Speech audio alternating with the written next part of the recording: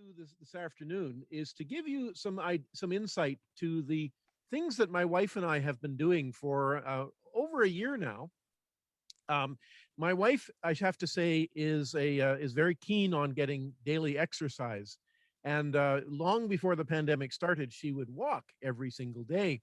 When I was housebound as a result of the pandemic, I've been teaching now for the last year from my basement. I realized that I wasn't going to be getting any exercise myself. So I thought, well, maybe I would join her on some of her daily walks. And, I have to say that it was really her inspiration that got me started in doing an awful lot of this. So I wanted to start with a shout out to my walking partner.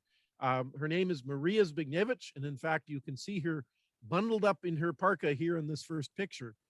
And over the course of the presentation, I want to just give you some sort of, I guess, some idea of the sort of things that she and I have been seeing in the course of our walks. And of course, the fact that we had a remarkably warm winter, I think, was a real bonus.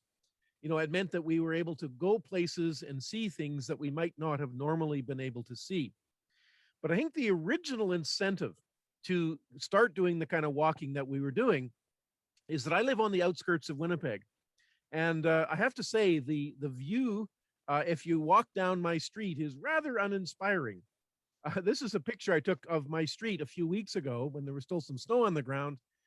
And essentially, it's about 2 miles long. It's ramrod straight.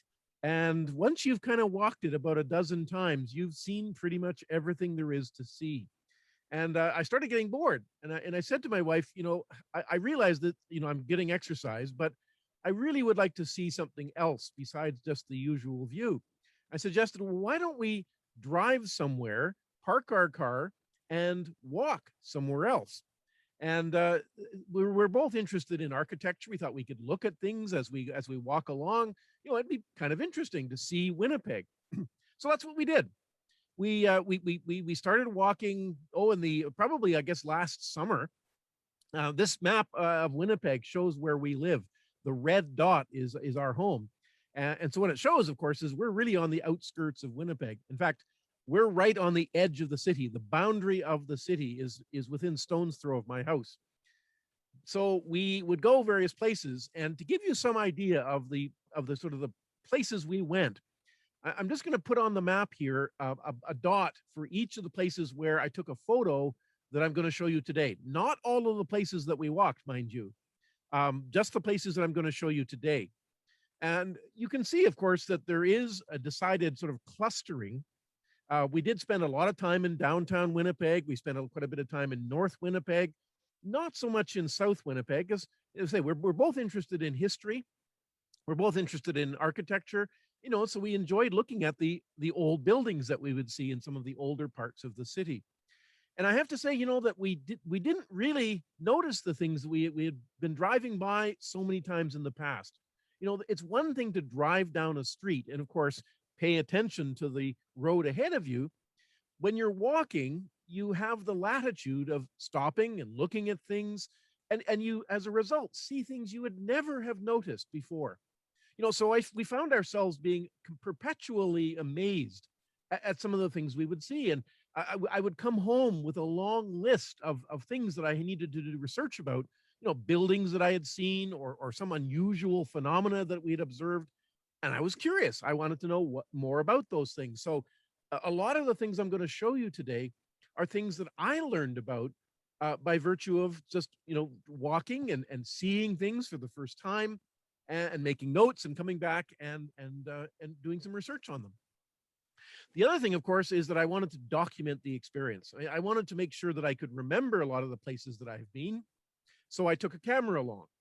Now, I do have a very good quality camera. This is it, in fact, and it takes beautiful photographs. But, I really didn't want to take this camera along with me, mainly because it's just so bulky that it would be just a nuisance to carry it around my neck. And of course, the other thing is that in the winter, especially when it's cold, the camera doesn't operate very well when it's cold. And I thought that's probably not ideal. So, there is an old adage that the best camera is the one you're carrying. So yes, I might have a wonderful professional level camera, but it's not very convenient to use when I'm out walking. And so I ended up simply carrying my cell phone. And of course, I could carry it inside my parka, so it was nice and warm. And I have to say, I was a bit of a bit of a chauvinist about the quality of the pictures that it could take. I thought, how could it possibly take decent photographs, compared to my professional camera? You know what? I was so impressed. The quality of a picture that a cell phone can take is remarkable. And in fact, I be the first to admit that I'm not a great photographer, but I have, in the course of my travels, taken actually quite a number of pretty good pictures with my cell phone.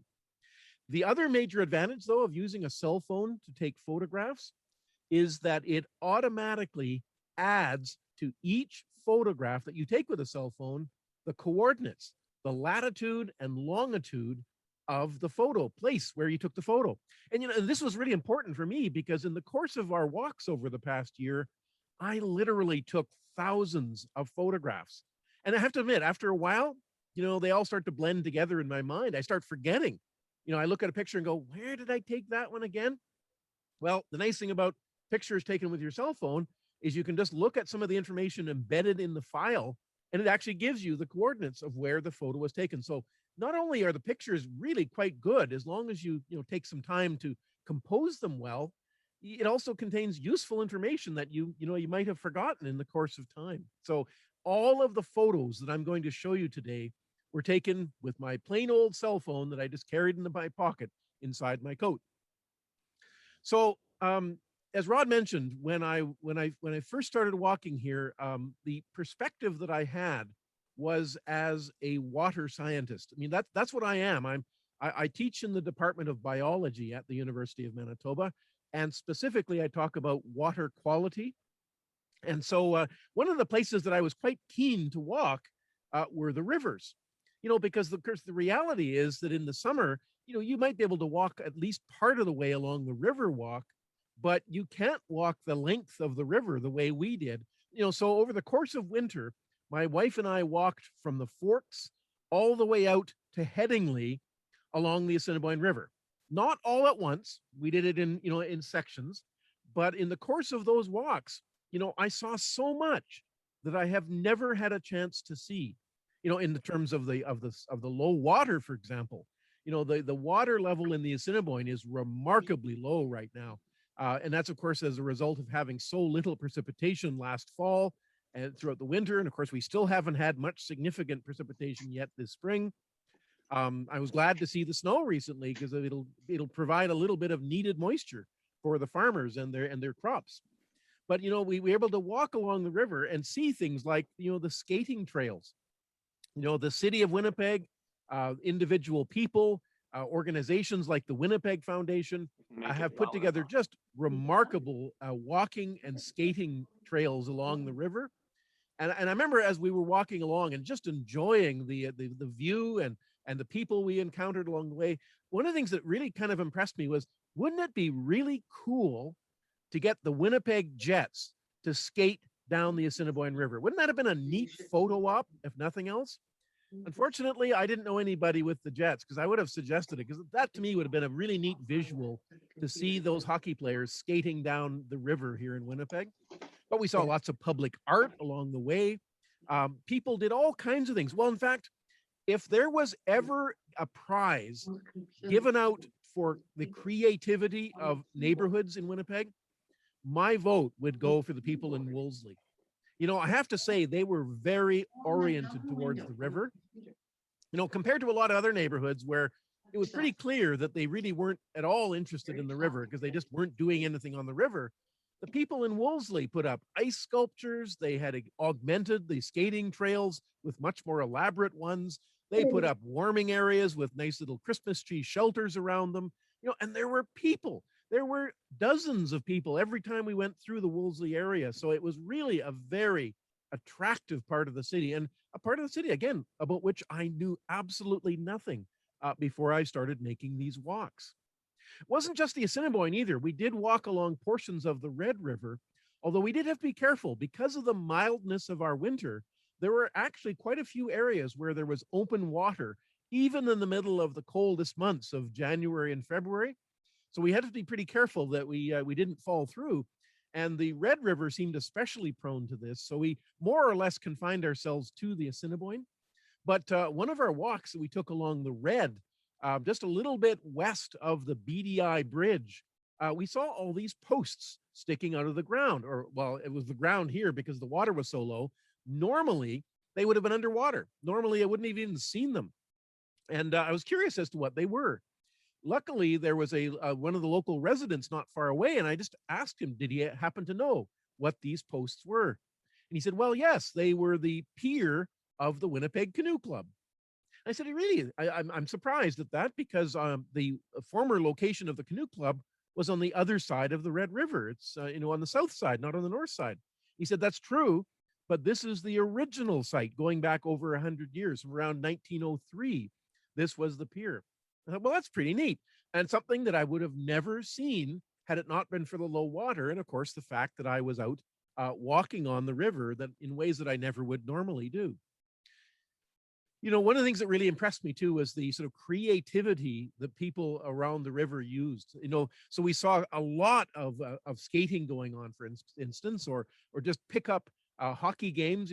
Kids would get together with with some hockey sticks and skates and would just have a hockey game on the surface of the ice. But we also saw so many cases of milk jug curling. And the idea, of course, it's sort of like the old jam pail curling that people used to do. I guess now, because we have so many milk jugs available, that you just fill them with water and freeze them solid, and you can make reasonable curling rocks out of milk jugs. We found numerous cases where people had made cool little curling rinks where I guess they just played curling on them. But I think the prize for the most elaborate facility on the ice had to be for a guy out in Headingley. Not only had he put together a nice little skating rink, well, in fact, I think he probably was using it for hockey as well. He had lights. You can see them here. There was some poles around the edges of his rink with lights on them so that they could skate in the evening. But even better, he had made himself a Zamboni. He had taken an old dishwasher, he towed it around behind his gardening tractor, and he was able to improve the ice. And I thought, wow, there's somebody who's really hardcore about having a nice ice surface on which to skate. So that's the thing that really impressed me, was the creativity of people. They couldn't skate indoors, so they found the means to make decent skating surfaces outdoors. But another facet of my walks along the river was that you got an interesting perspective on structures that you might have been quite familiar with, but had never seen from quite the same view. So here, for example, is a picture of the underside of the Maryland Bridge. I just drove over it this morning. And, before I had walked underneath it, I was completely unaware of what it looked like underneath. And over the last couple of years, I've been working fairly closely with some engineers on a bit of a story on the history of engineering. And so I've gained a lot of new respect for the techniques of engineering.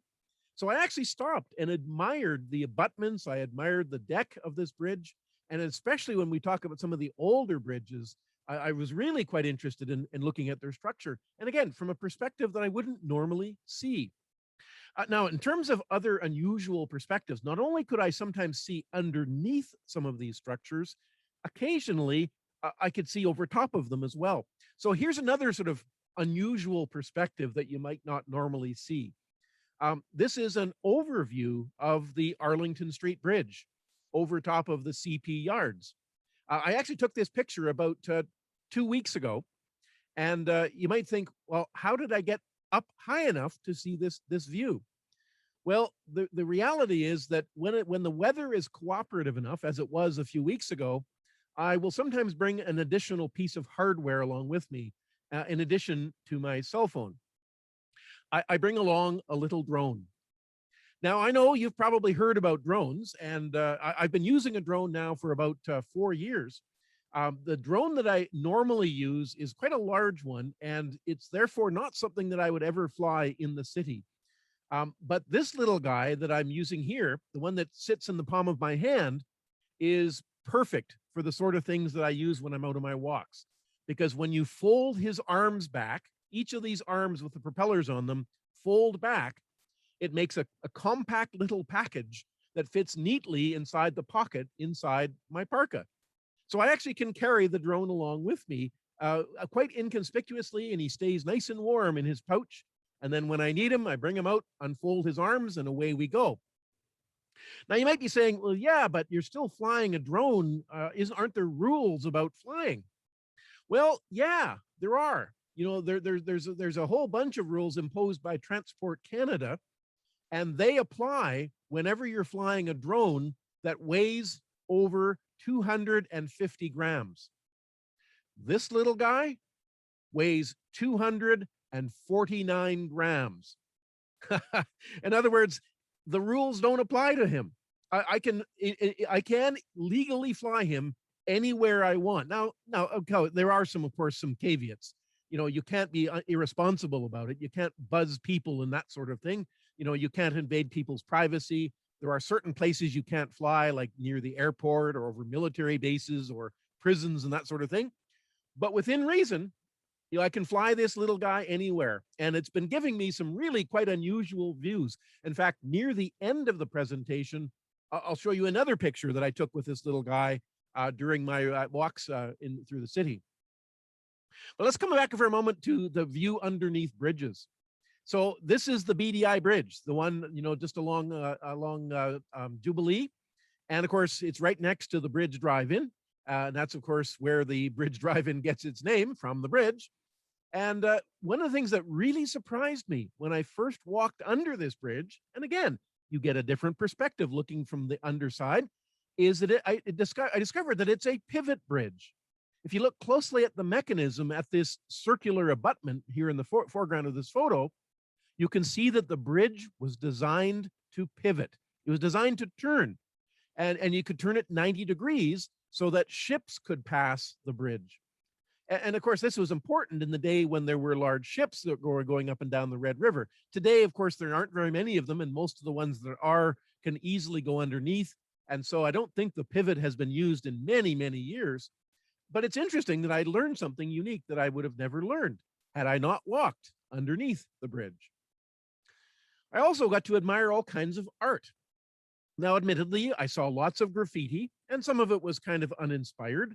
But, you know, this is on the bridge around the Perimeter Highway near Headingley. And I would argue this is pretty darn impressive.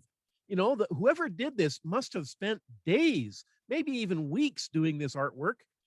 Very elaborate. You know, I'm kind of disappointed that some other graffiti artist saw fit to sort of add their own graffiti on the graffiti, because this is really quite attractive art. And I would, again, never have seen it had I not walked under the bridge. But one of the other things we saw, of course, there were a few things that were a little disappointing to see. So, for example, I did find people living underneath some of the bridges. Even in the coldest months of winter, there were still people living under the bridges. And it's hard to think that in our affluent society that there are still people that have to resort to this sort of thing, that they have no other means. It's disappointing. It's heartbreaking. And it's, again, a reminder that even the most disadvantaged among us deserves to have a warm place to spend the night. So that's one of the downsides of our walking, but we were exposed to things we would not have seen again had we not been walking along the rivers. Another one of my walks was in Whittier Park in St. Boniface. And at one point, you know, I realized we couldn't walk along the Red River in Whittier Park, but there was a trail kind of skirting the edge of the river. So I thought to my wife, why don't we just walk down from the main trail off into the trees over there and walk along the trees? So we did. And wow, was I impressed. Now, again, I'm a biologist, and I like to think that I've seen a lot of trees in my day, but I've never seen the kind of trees that I saw along the Red River in Whittier Park. You know, this is me. I'm demonstrating my ability to be a tree hugger. And what I'm trying to demonstrate, of course, is just the massive girth of this tree. I mean, I didn't even come close to wrapping my arms around it. You know, it's I think, one of the largest cottonwoods that I've ever seen in Manitoba.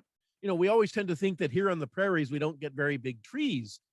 I would venture to say that this portion of the Red River shore has some of the biggest trees anywhere in Manitoba, and it's definitely worth a wander through them. It kind of reminds me, if you've ever been to Vancouver Island and walked through what they call the Cathedral Grove, through a big forest of massive redwoods, well, this kind of gives you the same experience. It makes you feel very small. And again, something that I wouldn't have seen had it not been for this walking. But you know, we eventually did venture further away from the rivers. We did walk along quite a number of streets in Winnipeg, and we saw all sorts of other sorts of things as well. One of the types of buildings that we saw in the course of our walks were apartment blocks. And one of the things that particularly interested me about the apartment blocks was what it illustrated about the history of our city. You know, one of the things we don't necessarily realize is that at one time, Winnipeg was one of the largest cities in Canada, and easily one of the fastest growing cities in the country as well, because of course people were coming from all over the world to find their fortune in Western Canada. Well, the fact of the matter is that the contractors who were building accommodations for those people arriving didn't have the means to build enough houses fast enough. And so in the early 20th century, they began to build apartment blocks. You know, and so this was the way that Winnipeg coped with the rapid increase in its population, was by building apartment blocks. And it's been said that Winnipeg has more turn of the 20th century apartment blocks than virtually any other city in Canada. And so I've been admiring some of these old apartment blocks as we walk. And this one in particular interests me. It's called Victoria Court. It's on William Avenue, just a few blocks away from the old William Avenue Library, the old Central Library. And it was built in 1910 and designed by an architect by the name of Paul Clemens. He was an Icelander. He came to Winnipeg in 1898 to practice his trade as an architect. And in fact, he worked with a whole group of fellow Icelanders who worked as contractors, as craftsmen, as laborers. And I'm told that a lot of the apartment blocks in Winnipeg owe their existence to these Icelanders. And the interesting thing is that when they were working on the job site, Icelandic was the standard language because that was a language they all spoke fluently. So, you know, you get such a wonderful impression of the sort of the multiculturalism of Winnipeg, you know, and how all of these groups of people came here to find a better life. So this is one of Clemens's buildings. Unfortunately, it sustained a fire inside it around in 2014, and it's been boarded up ever since. I'm hopeful that some developer will see it as the diamond in the rough that it is, and will see fit to restore it, because I think it really has potential as a residence building. It's been standing for over 100 years.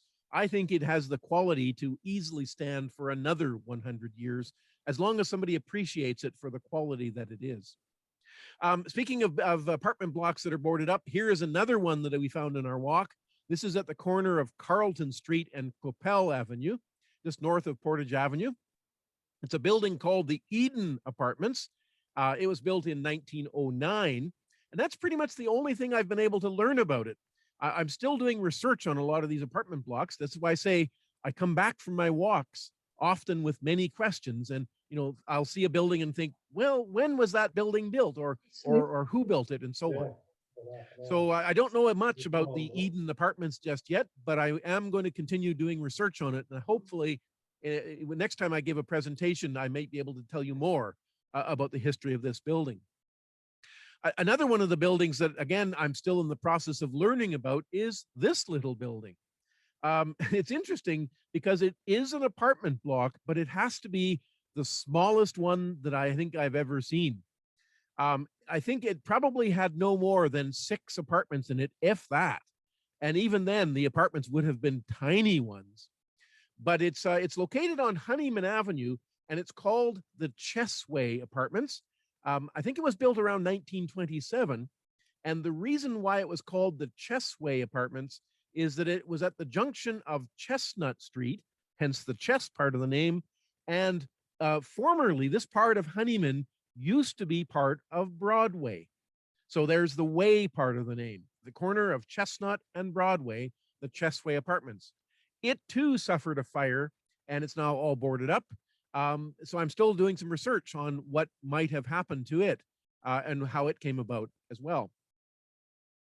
But on a more general sense, this building interests me. This is on Kennedy, a little north of Portage Avenue. It's an example of what's called a terrace. And what a terrace is essentially is a horizontal apartment block. Instead of going vertically, and having, many, many floors tall, they would have a whole bunch of what look almost like separate houses, but they're not separate. They're all fastened side by side, and they share a common wall between them. This was actually quite a common way to build multi-family residences around the turn of the 20th century. And so there's about a half a dozen terraces around Winnipeg.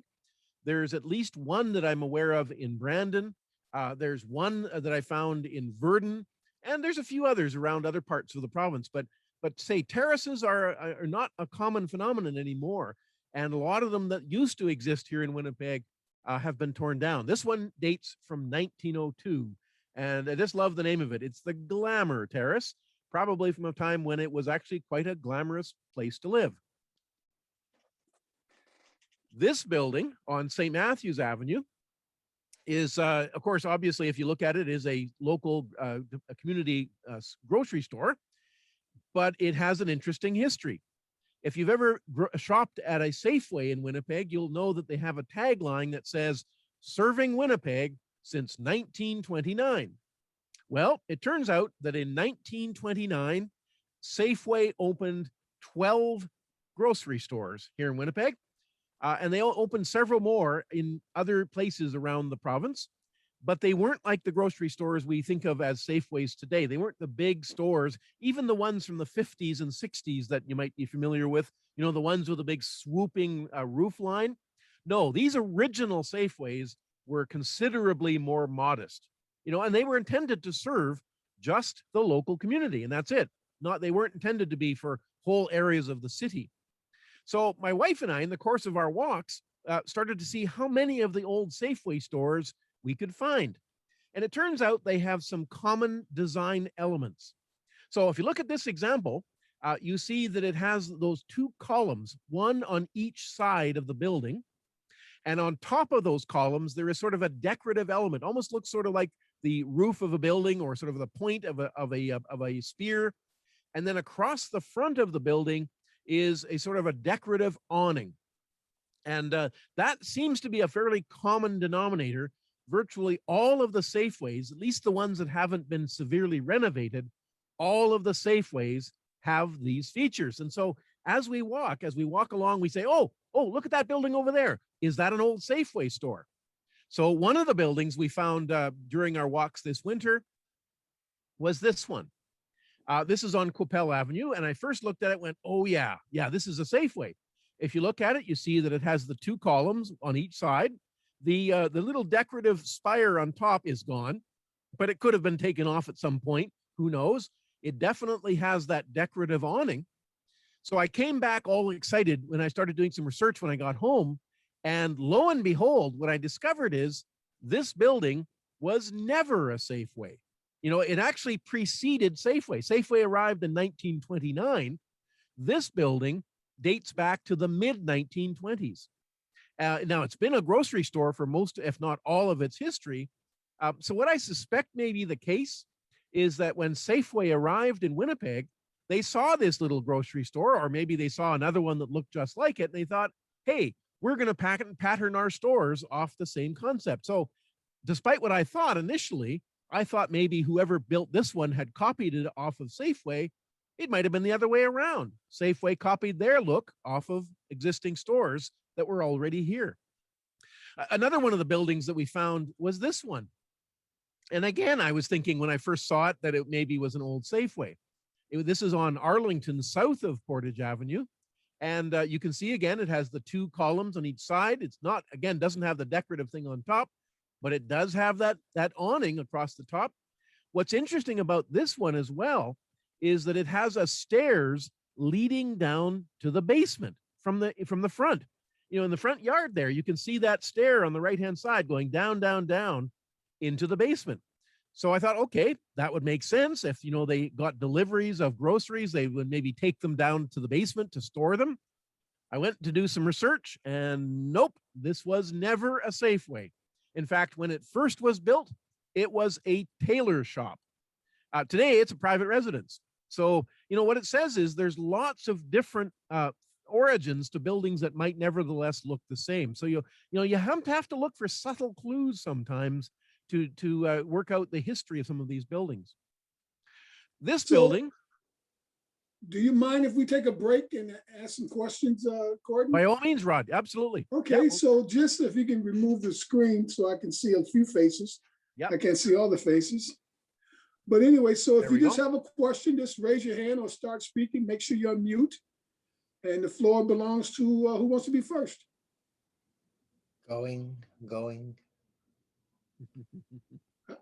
Do you want me to call you out? Don't do that, Rod. How about Barb? Do you have a question, Barb? Tom, you have a question? Joan? Okay, this group here is really polite. They're quiet Brian? today. They're quiet. Brian? Okay. Carol? Okay, I know Nancy has a question, so go ahead, Nancy. No, I don't have a question. I'm just enjoying this. Sorry you interrupted. Okay, with that said, go ahead, Gordon. They want you more than me. Go ahead, Gordon. Okay, I'll just share my screen again.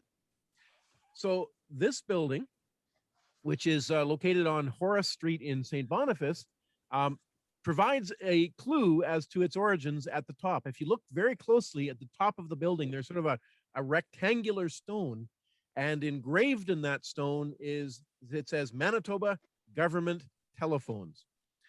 That was the business that the provincial government established in 1908 to provide telephone service in Manitoba. And it had that name until 1933, when it became Manitoba Telephone System. And of course, that became MTS. And of course, today it's Bell MTS. So I don't yet know, I haven't been able to determine exactly when this building was constructed, but I know because of the name on it that it had to precede 1933. And what it was a telephone exchange building.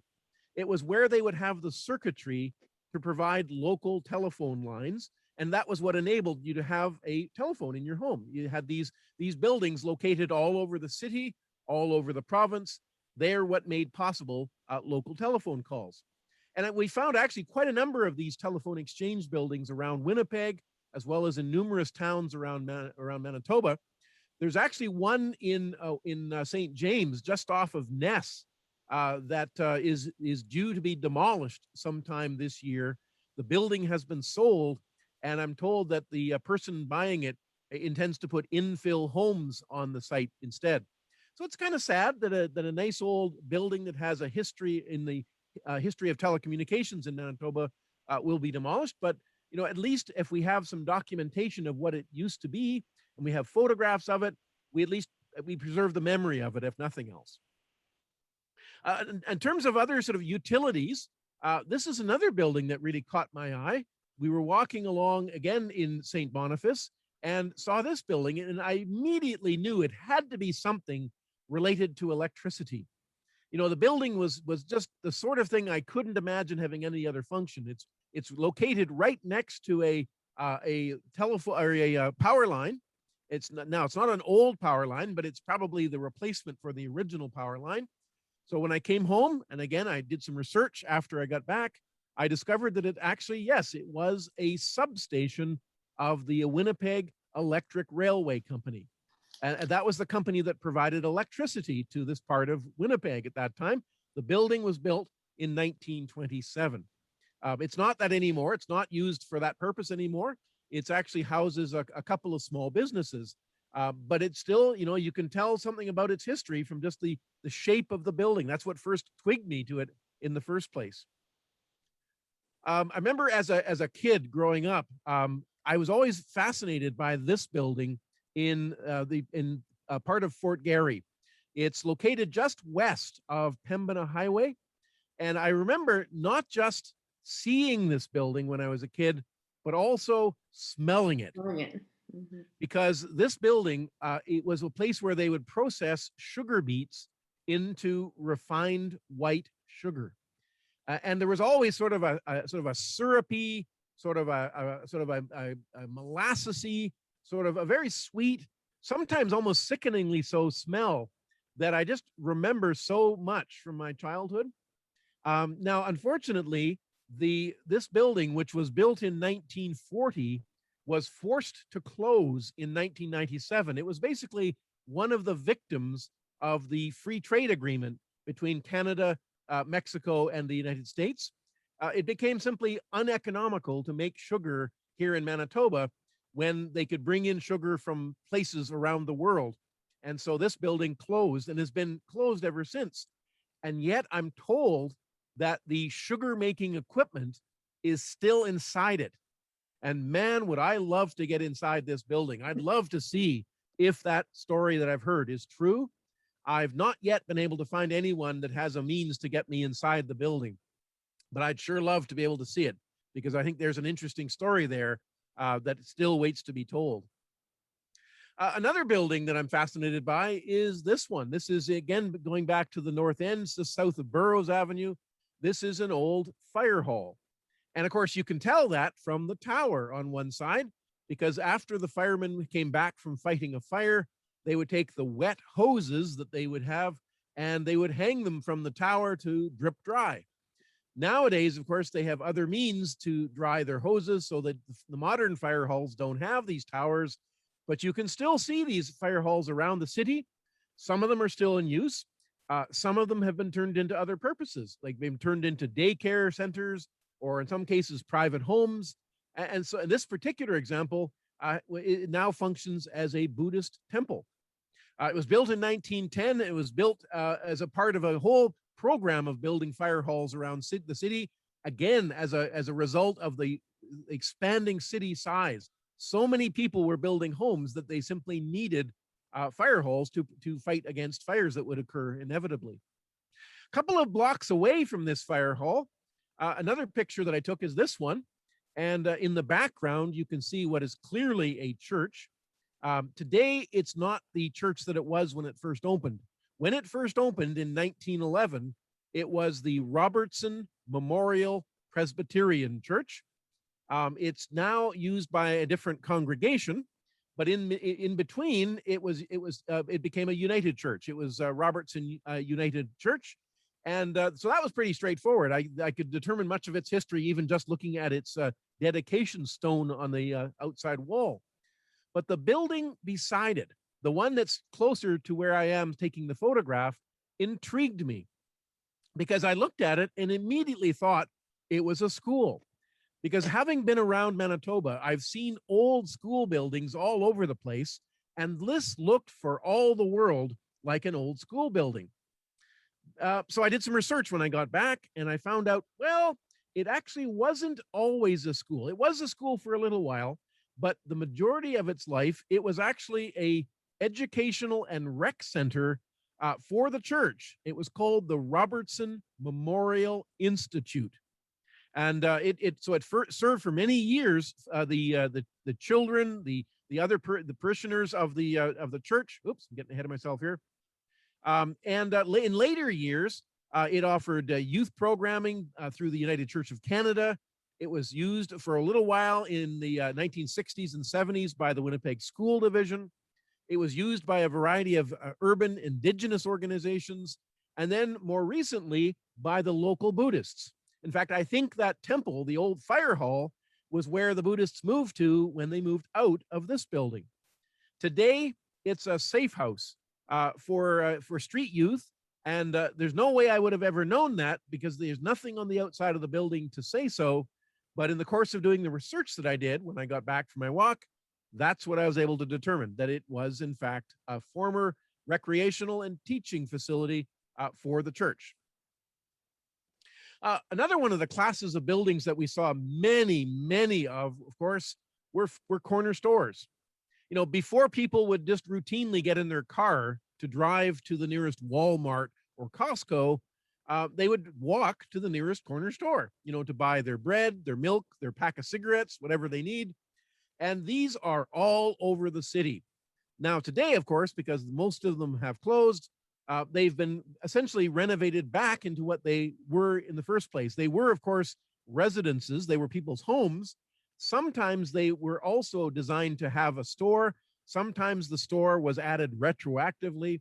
And it's neat to see all these little corner stores that they used to serve as sort of a local gathering point for communities. Or this building in St. Boniface. When I first saw it, I had no idea of what this building could be. Again, I made note of it. I brought back some notes to my home. I did some research, and it turned out the clue should have been that if you look at the top of the chimney on the left-hand side, you see a giant letter K.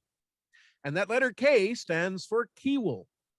This building was built in 1924 as one of the very first post-prohibition breweries.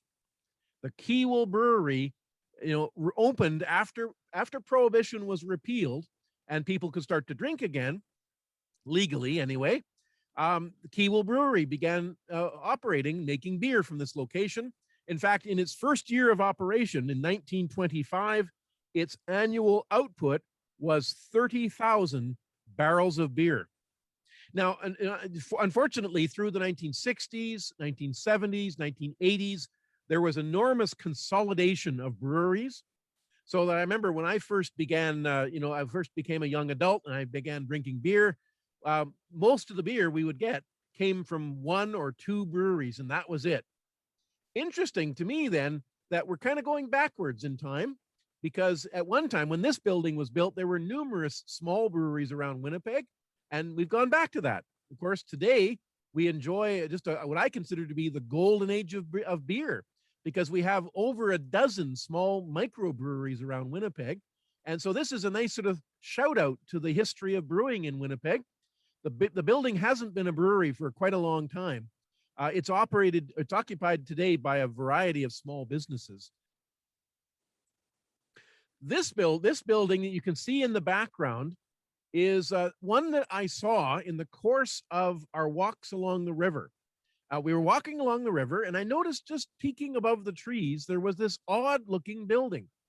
And my first thought was, I have no idea what that is. And then something twigged in the back of my mind. So I pointed it out to my wife, and she said, well, why don't we walk a little closer and get a better look at it? So we climbed up the bank of the river, we walked towards it, and I took another photo. This is what it looks like. And lo and behold, it's a fox tower.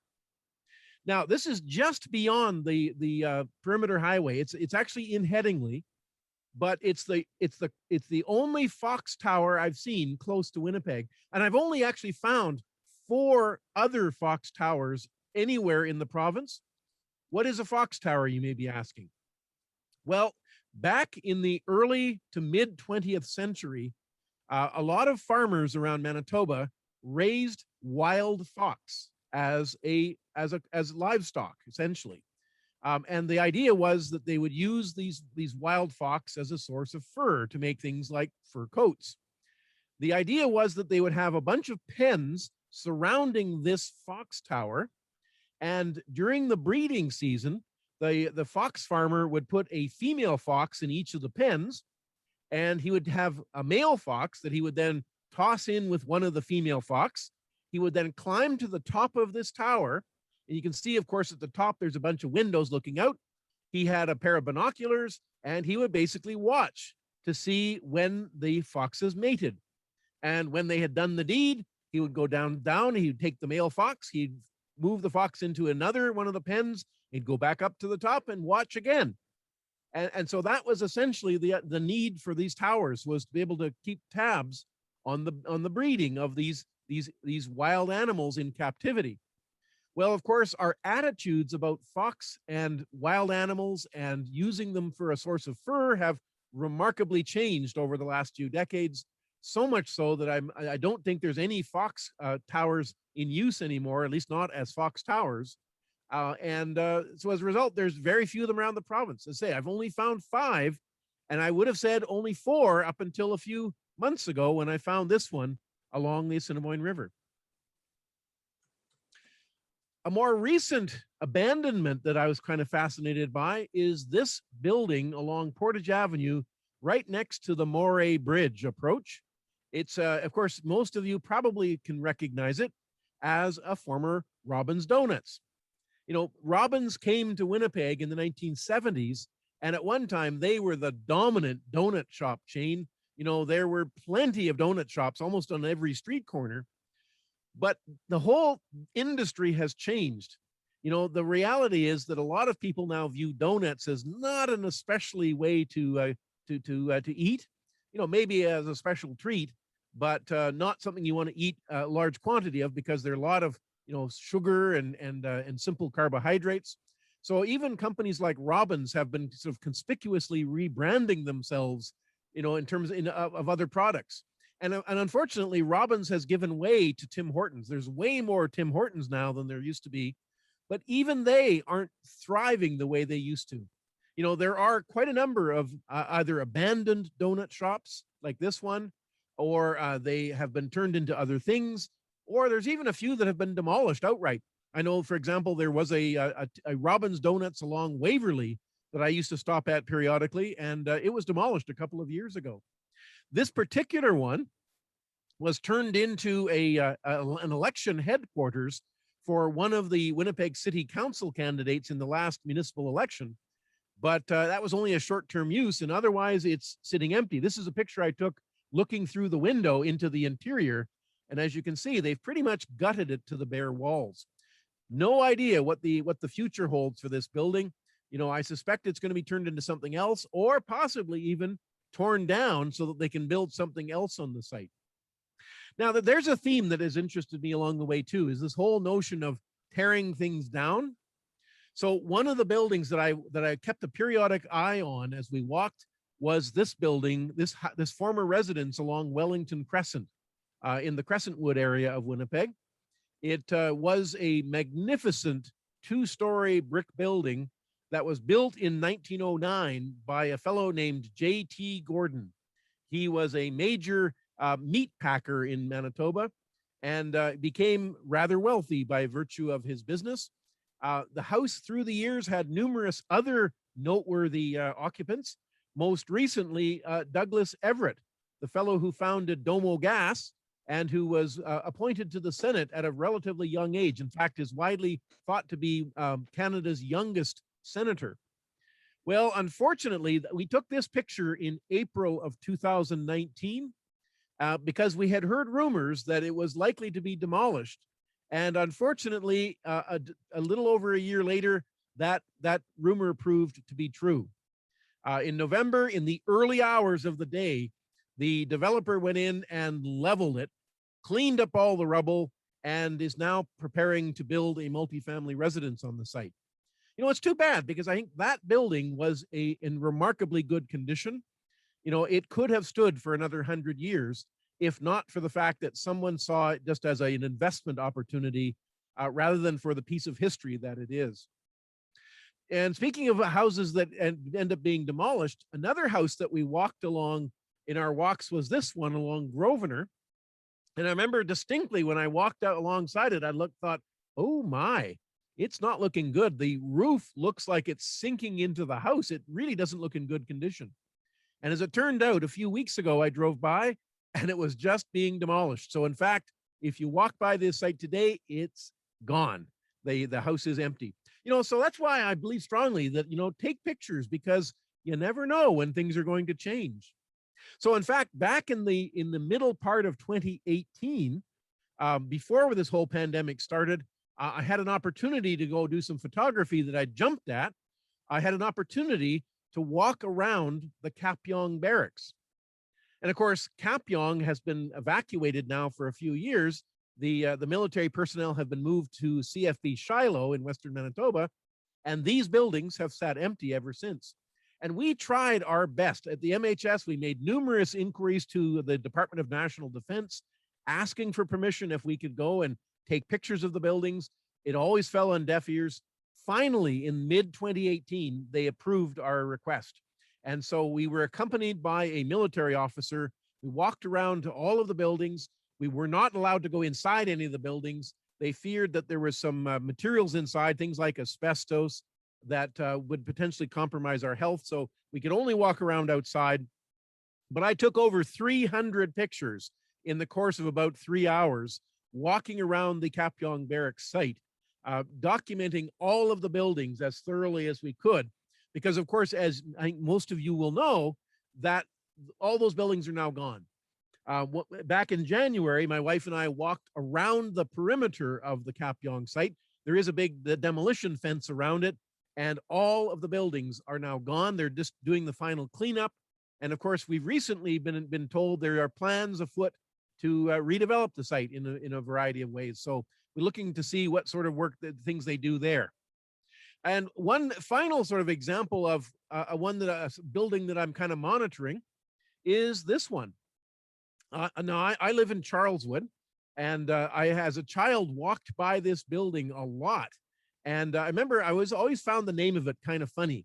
You know, it was called the Odd Fellows Home. And I thought, that's kind of funny that the people who live there are odd. I think the rationale was that these were people who didn't have a significant other in their life. They were the odd man out, so to speak. And but when this building was built, it was built between 1922 and 1923.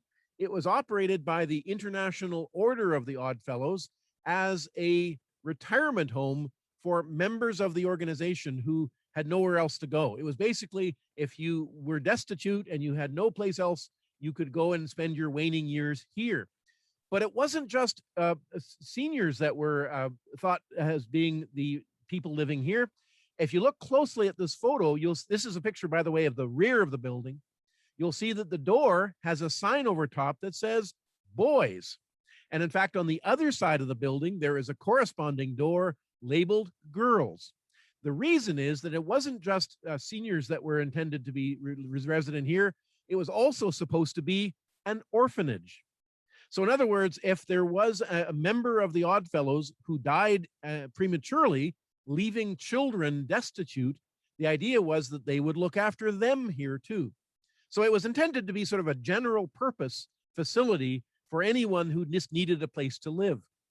Well, some of you who maybe know about the history of this site may have heard that recently there is a plan that has been announced to develop the yard of the site. The building is still a long-term residence facility. This is another picture that I took back when I visited it in the winter. And you can see the column in the foreground labeled IOOF Home. They had this beautiful green lawn in front of the site, which was a nice place for people to go out and enjoy the green space. Well, there are plans now to build a multi-level apartment block in that green space.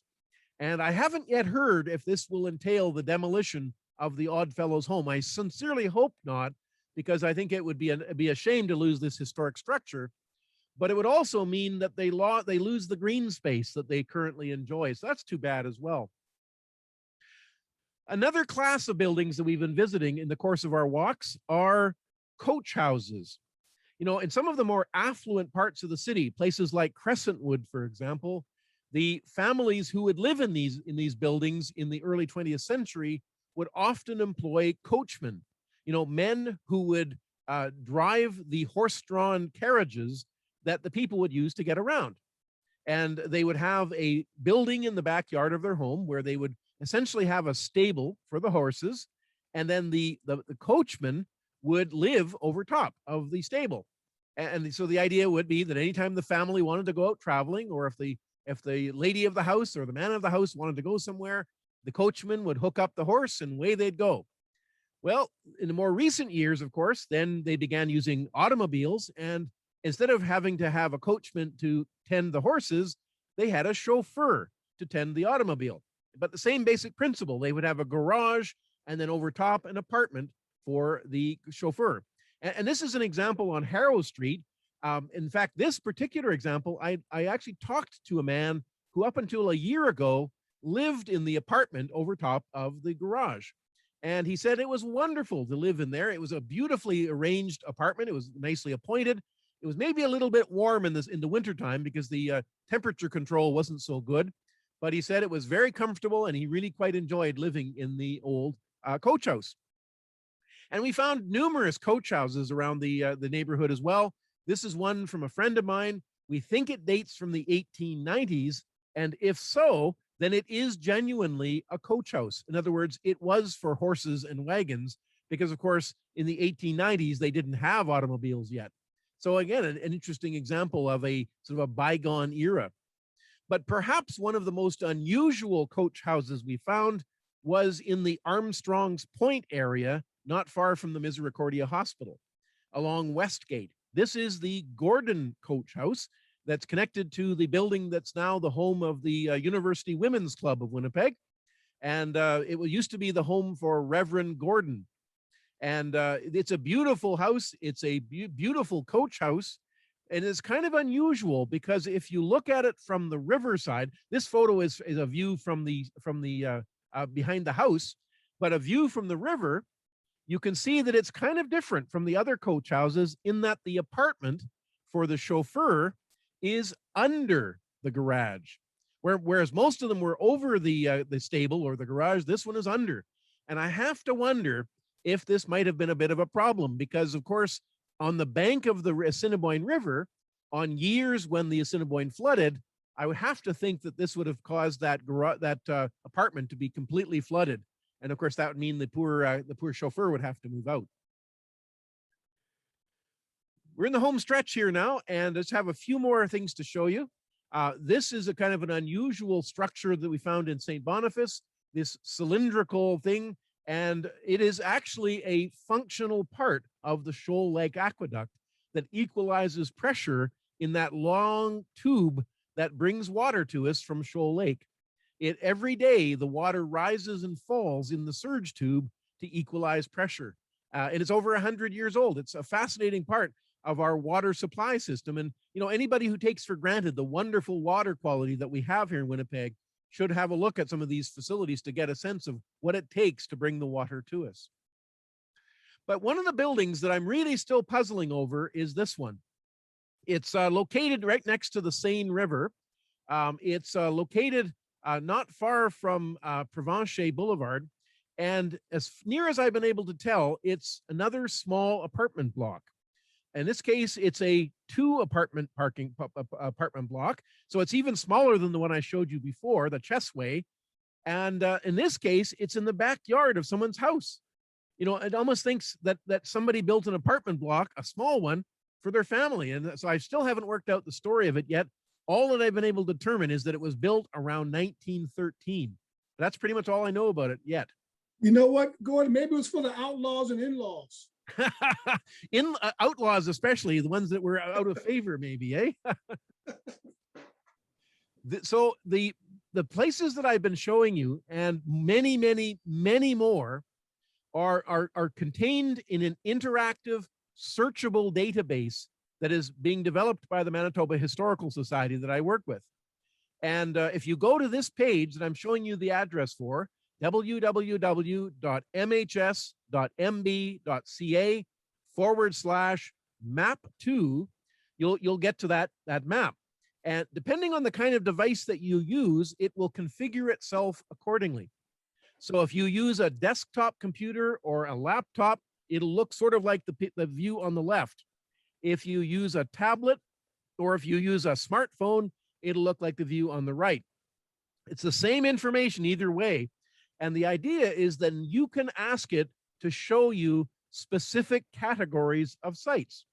So let's say, for example, you're interested in Icelanders and you want to know what places around Manitoba have a connection to Icelanders. Well, you can type in keywords and it will show you things that match your search criteria.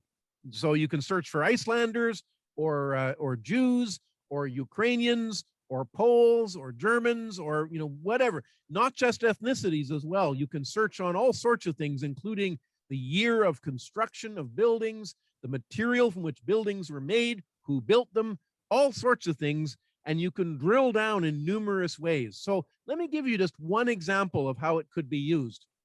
So I've zoomed in here to the Armstrong's Point area again in Winnipeg, and I've specifically asked it to show me the houses along Westgate. And so all of the little red symbols that you see on the map here are the houses that we have mapped on Westgate in Armstrong's Point. Each of those symbols is dynamic. You can either click on them with your mouse, if you're using a mouse, or you can touch on them with your finger, if you're using like a touch tablet or a smartphone, and it will give you more information.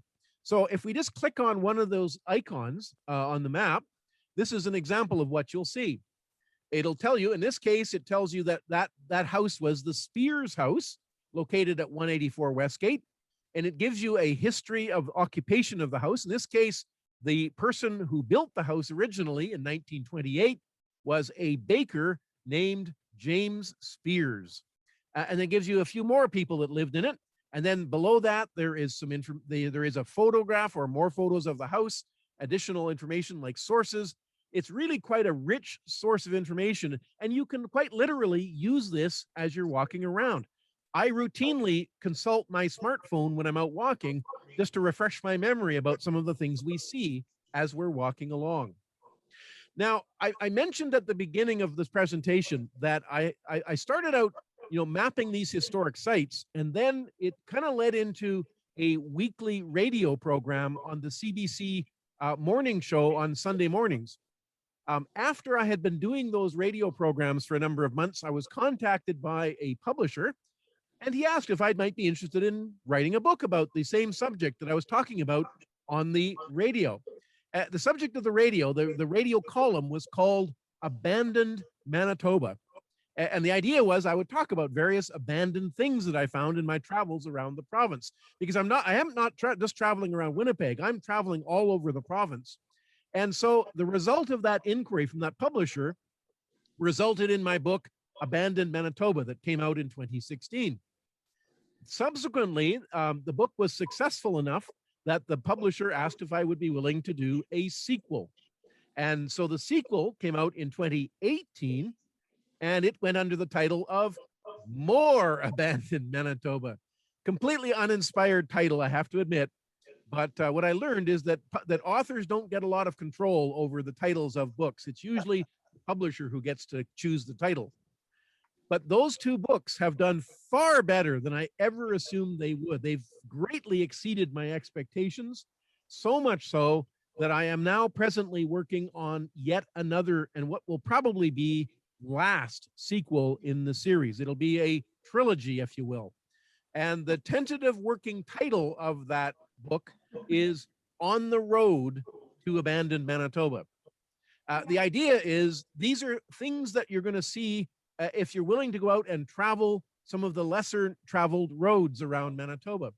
And this picture that I'm showing you here is what I hope will be the cover of the book.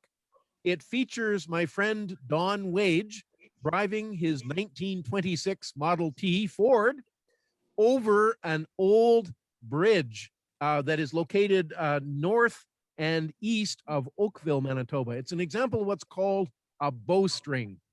And there are only, as far as I know, 6 bowstrings in the whole province.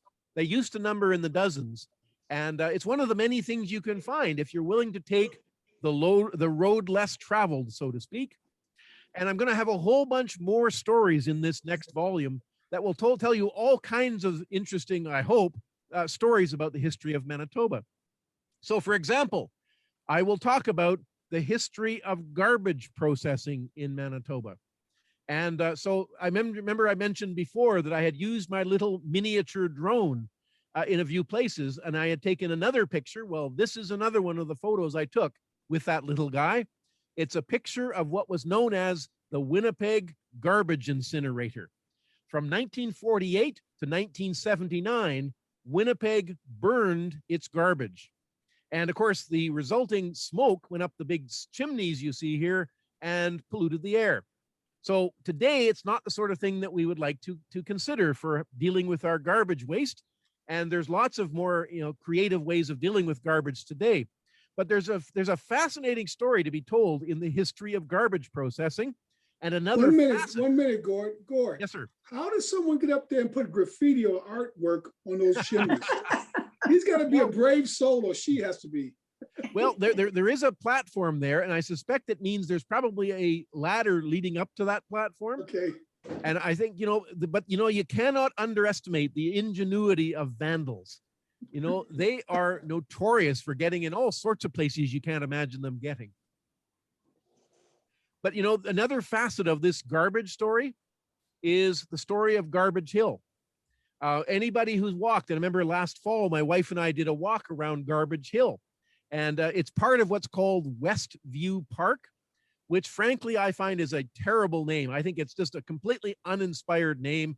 There are many other titles that it could have had. In fact, I would have liked to have seen it called Snook's Mountain. And I'm not going to tell you why. You're going to have to read my next book to find out why I think it should have been called Snook's Mountain.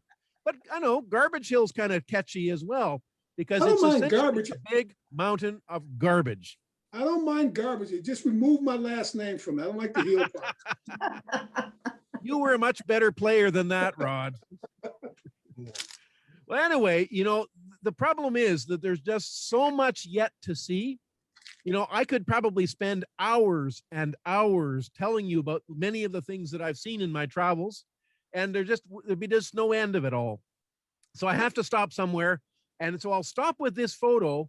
It's of course, it's me standing on top of what looks like a giant tree stump, except it's not a tree stump.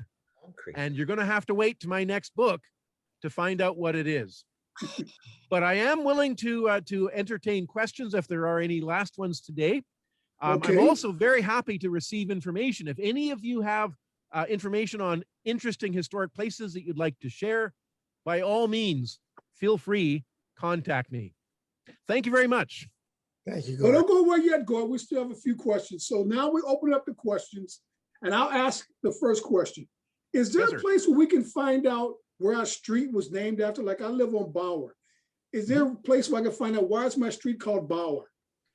Unfortunately, the city of Winnipeg has been very bad at documenting why streets are named the way they are.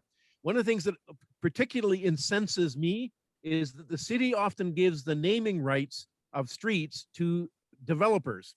And the developers, I wouldn't even mind so much if the developers showed a little creativity in the choice of their names, but they often pick really what I consider insipid names. Names that just begin with the same letter. Every street in the whole neighborhood begins with the same letter. How boring and potentially confusing. Okay. But there have been attempts through the years to document this. So there is a page on the Manitoba Historical Society website that documents the basis for street names. And we don't have all of them. By no means do we have all of them, but we have a lot of them. So if you go to there and if you find out that we don't have your street, what I would suggest you do is email me, and I might be able to do some research to track it down, because in many cases, a lot of the streets are named for noteworthy people, and sometimes it's people who are a little notorious even. We hear all the time nowadays about cancel culture and how Bishop Grandin Boulevard is, named for a person who promoted the residential school program. Whether or not that's a good thing or a bad thing, nevertheless, it's worthwhile remembering that street is named for a man named Bishop Grandin. So yes, by all means, check out our website. If you can't find the information you're looking for, contact me and I'll see what I can do for you. Thanks, Gord. Okay, question time. Jerry? This is something, given my last name, I married an Icelander or a descendant, and my neighbor commented at the time, "Oh, you're marrying a ghoulie."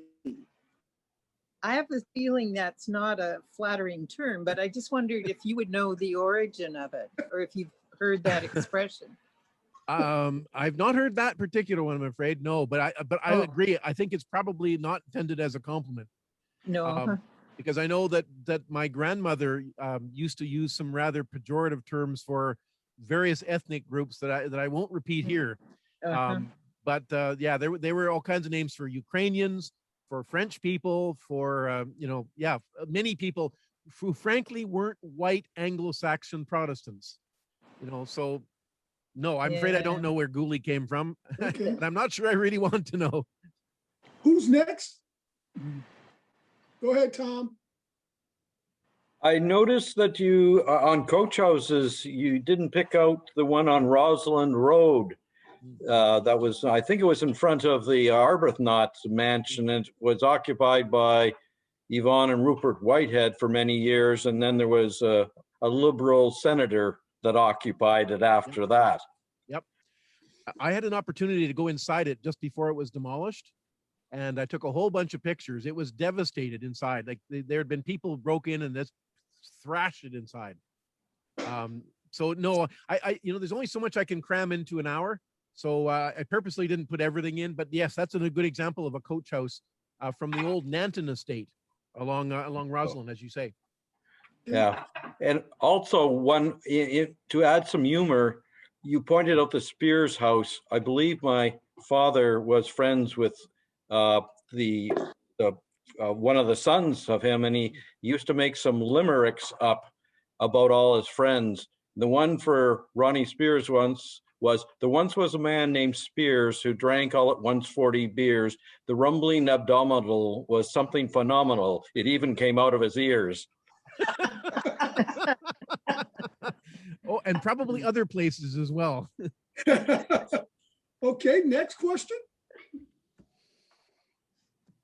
Jerry, go ahead, Jerry. I have a comment. Gord, my son is Jeff Thorstensen, and I know Jeff well. Yeah, and he's of course very much into architectural history. Yeah. And at one point, I'm not sure if he still has it out, but he did do the beginnings of a website on those Safeway buildings. He had taken, I guess, about 20 photos of that, the pillars and the awning across the front, and that I'll ask him if he's still got it going. Yeah, but it was really cool. It is.